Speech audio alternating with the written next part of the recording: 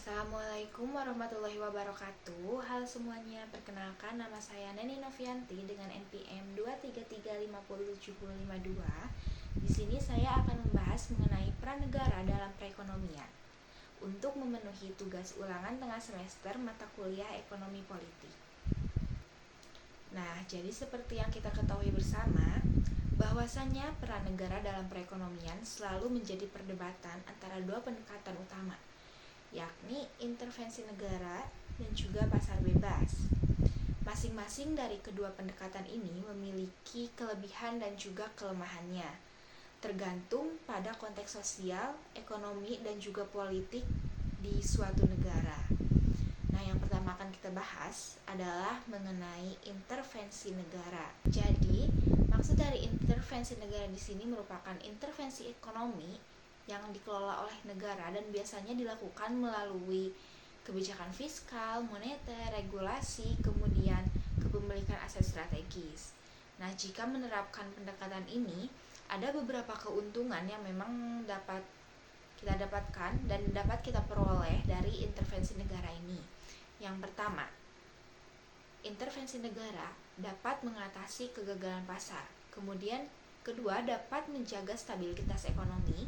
Yang ketiga, dapat mendorong sektor strategis. Dan keempat, akan mendapatkan perlindungan sosial. Tetapi di balik keuntungan dari intervensi negara ini juga terdapat kelemahan yang dapat kita lihat secara signifikan. Contohnya seperti beban fiskal yang tinggi, karena subsidi dan program sosial ini tuh dapat membebani anggaran negara gitu. Yang kedua, adanya birokrasi dan inefisiensi, karena pemerintah ini seringkali lebih lambat gitu dalam merespon dinamika ekonomi dibandingkan sektor swasta. Yang ketiga itu potensi korupsi. Terlalu banyaknya campur tangan negara yang berlebihan itu dapat membuka peluang praktik korupsi dan juga nepotisme, teman-teman. Nah, untuk bahasan yang kedua, kita akan membahas mengenai pasar bebas, di mana pasar bebas ini biasanya mengutamakan mekanisme permintaan dan juga penawaran tanpa adanya campur tangan pemerintah yang signifikan. Ada beberapa keuntungan dari pasar bebas. Yang pertama itu adanya efisiensi dan inovasi, di mana persaingan ini tuh akan mendorong perusahaan untuk lebih berinovasi dan meningkatkan kualitasnya agar lebih jadi efisien. Kemudian adanya fleksibilitas ekonomi, di mana pasar yang terbuka itu cenderung lebih cepat beradaptasi terhadap perubahan teknologi dan preferensi konsumen. Yang ketiga, dapat mengurangi beban negara. Jadi pemerintah itu nggak perlu nih mengalokasikan banyak dana untuk mengatur pasar. Jadi anggaran tersebut tuh bisa digunakan untuk anggaran yang lain. Nah, pasar bebas juga punya kelemahan. Yang pertama itu adanya ketimpangan sosial, karena tanpa intervensi, kesenjangan antara si kaya dan si miskin itu akan jadi semakin melebar gitu. Kemudian akan adanya eksploitasi dan monopoli terhadap pekerja. Kemudian kan terjadinya kegagalan pasar. Nah, menurut teman-teman, kira-kira apa nih pendekatan yang paling ideal di antara keduanya? Apakah intervensi negara atau pasar bebas? Nah, jadi teman-teman, sebagian negara saat ini menerapkan pendekatan campuran, di mana kombinasi antara pendekatan intervensi dan juga pasar bebas. Contohnya seperti negara Skandinavia, Amerika, dan juga Cina.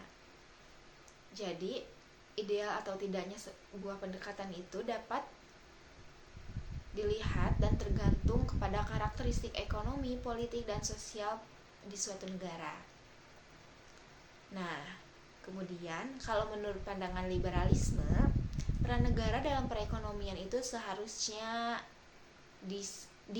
diminimalkan seminimal mungkin, karena liberalisme ini menekankan pasar bebas sebagai mekanisme utama dalam alokasi sumber daya, yang fokus pada penciptaan lingkungan yang kondusif bagi pasar bebas untuk berfungsi secara optimal. Tersebut dikarenakan liberalisme mempromosikan kebebasan individu dalam kegiatan ekonomi, di mana setiap orang memiliki hak untuk menjalankan usaha dan berkompetensi di pasar tanpa campur tangan pemerintah yang berlebihan. Kemudian, dalam sistem ekonomi liberal, peran negara terbatas pada pembuatan regulasi yang mendukung mekanisme pasar. Jadi, Negara itu tidak seharusnya mengintervensi secara langsung dalam aktivitas ekonomi, tetapi lebih ke berfungsi sebagai pengatur untuk memastikan adanya keadilan dan mencegah terjadinya praktik monopoli di pasar. Kemudian salah satu prinsip utama liberalisme adalah pengakuan terhadap hak milik pribadi. Hal ini mendorong individu untuk berinvestasi dan juga berinovasi, karena mereka ini memiliki kepastian atas aset dan juga hasil dari usaha mereka.